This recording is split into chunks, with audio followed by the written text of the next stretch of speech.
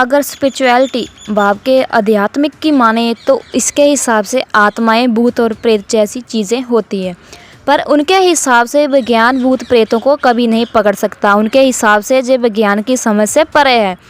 कुछ लोगों का मानना है कि एल्बर्ट आइंस्टीन ने घोस्ट को एक्सप्लेनेशन तब दे दिया था जब उन्होंने कहा था कि energy never disappears from the universe, मतलब ऊर्जा इस ब्रह्मांड में कहीं नहीं जाती। बहुत लोगों का मानना है कि इस बात से हमें यह पता चलता है कि मरने के बाद किसी इंसान की आत्मा इस ब्रह्मांड में ही रहती है।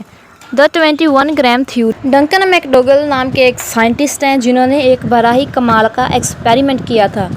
उन्होंने एक पेशेंट के मरने से पहले उसका वज़न नापा और मरने के बाद नापा। जब उन्होंने रिज़ल्ट को देखा तो उनको 21 ग्राम का फ़र्क नज़र आया। मरने के कुछ सेकंड बाद शरीर का 21 ग्राम वज़न कम हो जाता है। इससे ये पता चलता है कि आत्मा का वज़न 21 ग्राम होता है। पर लोगों को लगा कि ये थ्योरी सही नहीं है। मरने से ठीक पहले बॉडी के कई मेटाबॉलिक प्रोसेस के चलते वज़न कम होता होगा।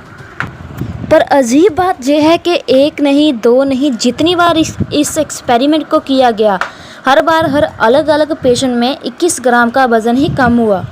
ये सोचने वाली बात है।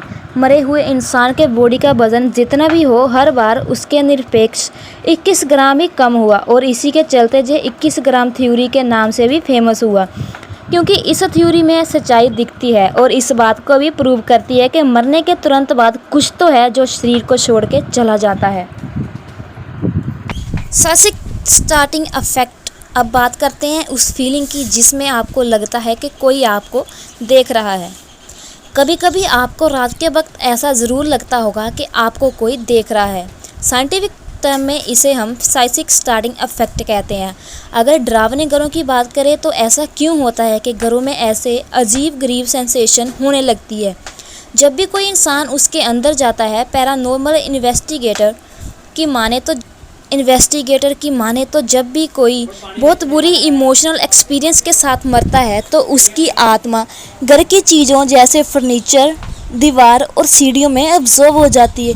इसलिए जब आप किसी डरावनी जगह पे जाओगे तो आपको बड़ा ही अजीब लगेगा और अजीब सी इमोशनल फीलिंग होगी।